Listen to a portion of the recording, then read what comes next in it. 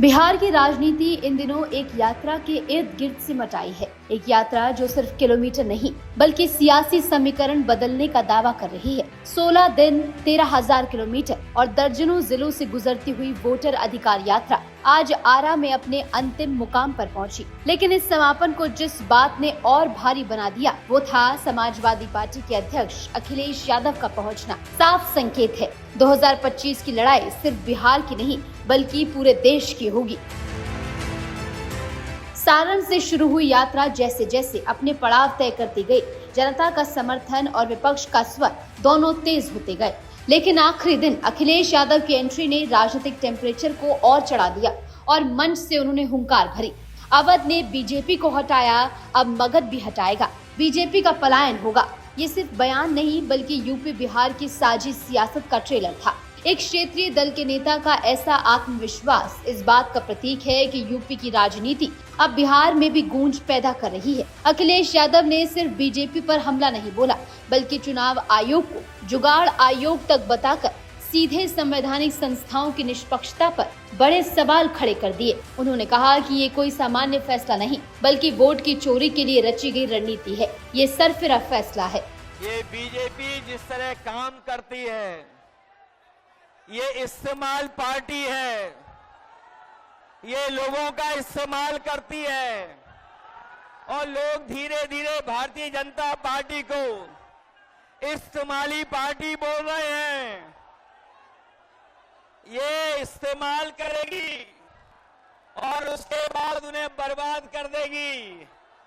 यह केवल इस्तेमाल करती है पार्टी, बल्कि उन्हें बर्बाद भी करने का काम कर रही है, जिससे हमें आपको सबको उम्मीद थी कि चुनाव आयोग निष्पक्ष काम करेगा, हमारे आपके अधिकार के वोट के उसकी संरक्षण करेगा, संविधान को बचाएगा।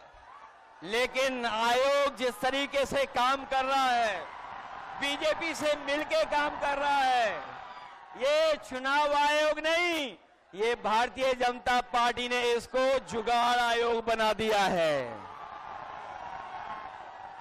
ये चुनाव आयोग अब जुगाड़ आयोग हो गया है और जो एसआईआर हुआ है, इससे सरफरा कोई फैसला नहीं हो सकता है। जो भारतीय जनता पार्टी के इशारे पर ये जो सर का सिरफरा फैसला लिया है, यहां बिहार की जनता ये सब देख रही है।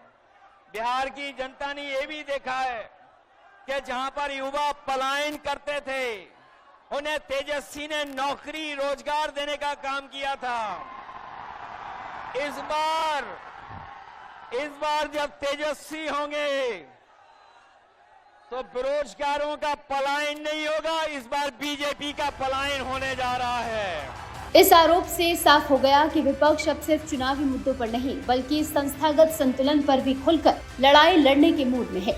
तो वहीं बीजेपी के खिलाफ मोर्चा खोलते हुए कांग्रेस नेता और लोकसभा में विपक्ष के नेता राहुल गांधी ने अपनी तीखी टिप्पणी में बीजेपी को घेरते हुए कहा कि इन्होंने महाराष्ट्र में चुनाव चोरी किया, हरियाणा में किया, लोकसभा चुनाव में वोट चोरी की, लेकिन हम बिहार का चुनाव इन्हें चोरी नहीं करने देंगे। ये बयान न केवल बीजेपी के खिलाफ तीव्र आरोप है बल्कि बिहार विधानसभा चुनाव के समीप आते ही विपक्ष के और भी मजबूत होने का इशारा है। राहुल गांधी की ये बातें जैसे वोट चोरी, लोकतंत्र की रक्षा और सतर्कता का संदेश देती हैं। बहनों, इन्होंने महाराष्ट्र में चुनाव चोरी किया, हरियाणा में किया, लोकसभा में किया, मगर हम बिहार का चुनाव इनको चोरी नहीं करने देंगे।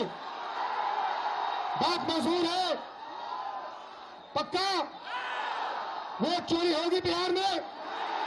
होगी? बिल्कुल नहीं होगी।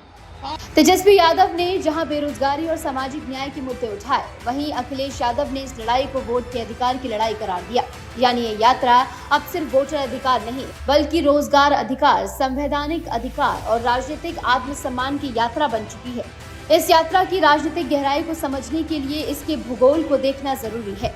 पूर्वी बिहार के वो जिले जहां से यात्रा गुजरी यूपी से सटे हैं, बलिया, देवरिया, गाजीपुर, आजमगढ़। ये वो जमीन है जहां जातीय समीकरण, रिश्तेदारियां और सांस्कृतिक जुड़ाव बहुत गहरा है।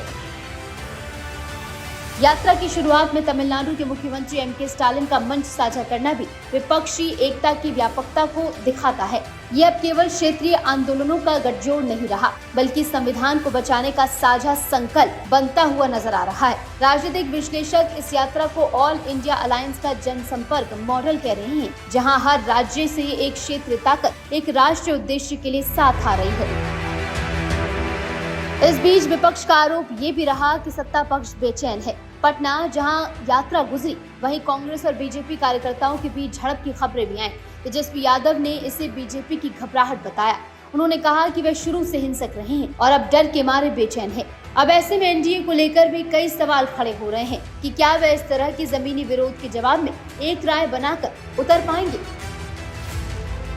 बिहार की राजनीति में इस समय हलचल बेहद तेज है, जहां पक्ष और विपक्ष दोनों ही तैयारी में जुटा हुआ है। इस बीच विपक्ष की वोटर अधिकार यात्रा कितना प्रभावित कर पाएगी जनता को, ये देखना महत्वपूर्ण होगा। Bureau report, Aryan TV.